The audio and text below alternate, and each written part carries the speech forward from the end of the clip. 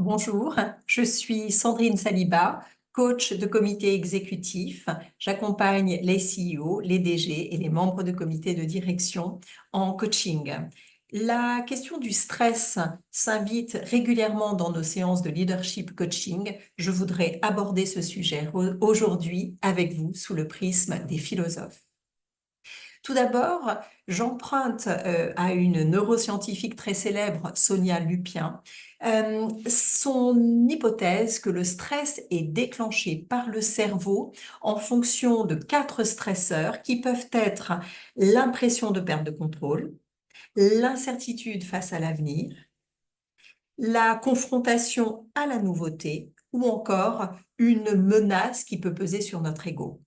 Pour elle, ce sont les 4 stresseurs qui activent parfois les individus en fonction de leur sensibilité. D'ailleurs, les philosophes vont dans ce sens. À l'instar de Sonia Lupien, Spinoza affirme que comprendre les mécanismes de déclenchement de notre stress permet de ne plus le subir. Alors finalement, ils nous invitent, ces philosophes, à comprendre l'origine de notre stress. Et vous, qu'est-ce qui vous déclenche potentiellement? Plutôt la perte de contrôle, plutôt l'incertitude, plutôt la nouveauté ou la perte de l'ego, la peur de perdre son ego? Pour Spinoza, une émotion qui est une passion cesse d'être une passion dès que nous en formons une idée claire et distincte. À partir de cette compréhension de ces 4 facteurs déclencheurs du stress, je vous propose de parcourir les apports des philosophes. En ce qui concerne le sentiment de perte de contrôle, les stoïciens, tout d'abord, ont parlé de cette notion de lâcher prise sur ce qui échappe à notre contrôle. Épithète, philosophe stoïcien, est célèbre pour sa phrase « Il y a des choses qui dépendent de nous et d'autres qui n'en dépendent pas ». Le lâcher prise sur ce qui échappe à notre pouvoir permettrait donc, selon lui, de réduire le stress et d'atteindre une forme de sérénité. Schopenhauer va plus loin en parlant d'illusion de contrôle. Pour lui, notre souffrance, et donc notre stress, vient de cette volonté insatiable de vouloir maîtriser le monde et d'éviter la souffrance. Cette volonté, pour lui, est vaine, car nous sommes soumis à des forces qui nous dépassent. Il propose une forme de détachement, inspiré par ailleurs du bouddhisme, pour éviter cette illusion de contrôle. Un des seconds stresseurs, l'imprévisibilité, a également été étudié par les philosophes. Héraclite, philosophe de l'école d'Éphèse, présocratique, a insisté sur le caractère fluctuant et changeant de l'univers. Il est célèbre pour cette situation bien connue, on ne se baigne jamais 2 fois dans le même fleuve, ce qui souligne l'imprévisibilité et l'inconstance des événements. Tout coule, tout change, tout est en mouvement. Jean-Paul Sartre, philosophe de l'école existentialiste, voit dans cette imprévisibilité une possibilité de liberté humaine. Certes, c'est une source d'angoisse, mais c'est aussi une occasion de choisir. Pour Martin Heidegger, philosophe de la philosophie phénoménologique, il voit l'imprévisibilité comme un élément constitutif de l'être au monde. Pour lui, l'homme est un être jeté dans l'existence, toujours confronté à l'imprévisibilité. La nouveauté est le 3e élément qui déclenche le stress, selon Sonia Lupien, cette fameuse chercheure en neurosciences. Parfois, il est perçu comme une menace par notre cerveau, qui déclenche alors des hormones de stress pour nous permettre d'agir et de nous préparer à éviter ce danger potentiel.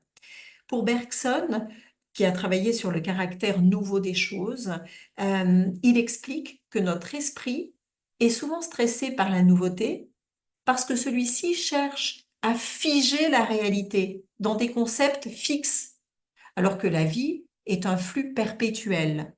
Il nous invite à cultiver une intuition dynamique, il appelle ça une intuition dynamique, pour mieux nous adapter aux transformations que nous subissons constamment. Nietzsche, quant à lui, invite à accepter le changement comme une opportunité de croissance et d'en faire un levier pour grandir, tout simplement. Parfois, le quatrième stresseur, c'est l'ego. L'ego se sent menacé et déclenche et est à l'origine de notre stress. Les philosophes sont nombreux à avoir travaillé sur l'ego, à commencer par les bouddhistes. Pour le bouddhisme, l'ego, c'est une perte de notre identité et c'est la cause fondamentale de notre souffrance. Le moi est une illusion et l'illusion de la permanence dans le changement. Pour Martin Heidegger, il distingue l'ego de l'être authentique. Il nous dit que l'homme est un être qui s'oublie dans l'oubli de son être. Je vous propose maintenant très concrètement 5 petites routines, 5 petites astuces à mettre en place quand vous sentez que le stress se déclenche et que bien sûr en amont, vous avez pu identifier le stresseur. Est-ce que c'est un sentiment de perte de contrôle? Est-ce que c'est l'imprévisibilité, peut-être la nouveauté ou le sentiment d'avoir notre ego attaqué? Pour réduire votre sentiment de perte de contrôle, première astuce. Rappelez-vous de cette phrase d'Épithète. Acceptez ce qui ne dépend pas de vous. Le problème, c'est que le stress vient souvent de la volonté de tout contrôler. Alors, en action concrète, je vous propose de lister ce sur quoi vous n'avez aucune prise et d'agir sur votre zone d'influence. Et puis, identifier ce qui est essentiel à votre existence et éliminer le superflu en vous posant cette question. Ce sujet vaut-il vraiment la peine que j'y consacre de l'énergie? Je vous propose une autre question. Que penserais-je de ce sujet dans 6 mois, 1 an, 2 ans?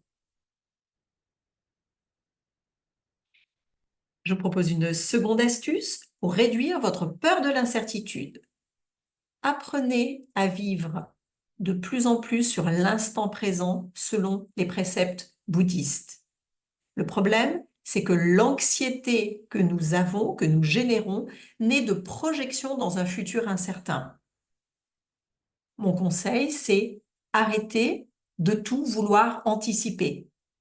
Concentrez-vous sur ce que vous pouvez faire ici et maintenant. Si cette anticipation vous permet de travailler sur des choses extrêmement probables et donc d'ajuster votre comportement pour savoir réagir, c'est efficace. Sans quoi, il est inutile de commencer à régler un problème qui n'existe pas encore et qui ne sera probablement jamais comme vous l'avez anticipé par ailleurs. Pour réduire votre peur de la nouveauté, troisième astuce, cultivez votre agilité mentale. C'est Bergson qui le propose. Le problème, c'est que l'esprit humain cherche à figer la réalité, ce qui crée une résistance au changement. En termes d'action, je vous propose de pratiquer le test and learn. Expérimentez au lieu de chercher à tout faire, tout bien, tout de suite.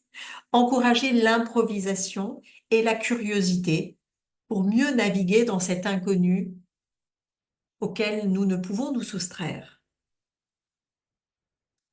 Si je reprends les apports de Nietzsche, le quatrième conseil est de transformer l'angoisse en défi. Le problème, c'est que l'inconnu génère de l'anxiété. Apprenez à voir l'inconnu comme une opportunité de dépassement. Reformulez votre peur en question en vous disant « Quelle opportunité cette situation va-t-elle m'apporter ?» Et puis enfin, cinquième et dernier tips, pour maîtriser votre ego, je vous propose de cultiver l'autodérision, comme Socrate et Montaigne le préconisent. Le problème, c'est que l'ego se prend trop au sérieux et se rigidifie. Le conseil, c'est apprenez à rire de vous-même pour alléger la pression. Très concrètement, les actions, c'est de remettre systématiquement en question vos certitudes avec humour, en vous moquant de vous. Et puis, ne vous attachez pas trop à une image figée de vous-même. Si ce sujet de stress, de neurosciences et de philosophie vous intéresse, je vous invite à lire les articles que j'ai écrits à ce sujet. Maîtrisez votre stress avec les enseignements des philosophes et maîtrisez votre stress avec les enseignements des neurosciences. Merci pour votre attention.